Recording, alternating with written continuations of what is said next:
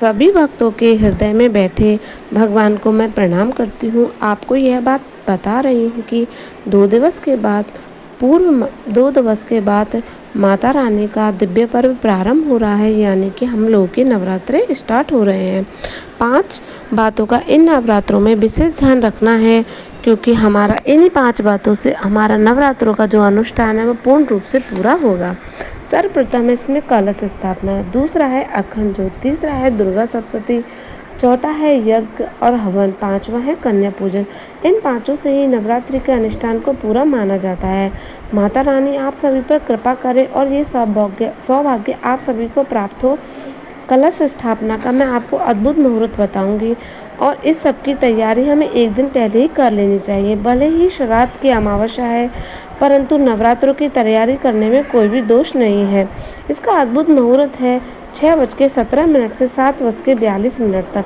बहुत अच्छा अद्भुत मुहूर्त है। अगर इस मुहूर्त में हम लोग पूजा नहीं कर पाते तो 11:48 से और 12:35 तक लिख लें। आप सभी भूल जाओगे इन दोनों मुहूर्तों को।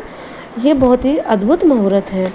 और सबसे अच्छी बात इन नवरात्रों में ये है कि कोई भी तिथि कम नहीं हो रही है। जब कोई तिथि कम नहीं होती तो वो नवरात्र विशेष फलदायी होते हैं, अर्थात उनका विशेष महत्व होता है। हमारी 9 रूपों में माता रानी की जो 9 स्वरूपों की पूजा की जाती है, मैं उनकी तुम्हें नाम बता रही हूँ।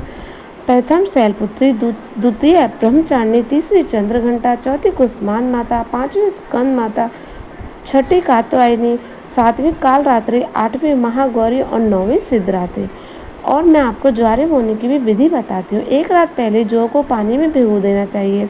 अमावस्या को भिगो देनी चाहिए, जिससे पूरी रात वो फूल जाएंगे और हमारे ज्वारे माता रानी के अच्छे से उग जाएंगे। स्थापना के लिए कलश में हमें 1 सुपारी डालनी है, 1 सिक्का डालना है, 1 हल्दी की गांठ डालनी है और कंठ पर कलावा धागा बांधना है और फिर स्वास्तिक बनाया और 5 पल्लव के अवश्य लगाए जाते हैं।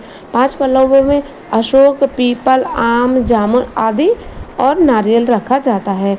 और नारियल को हमें कोरा नहीं रखना, उसके ऊपर चुनरी लपेटकर या कुछ लाल कपड़ा लपेटकर रखा जाता है।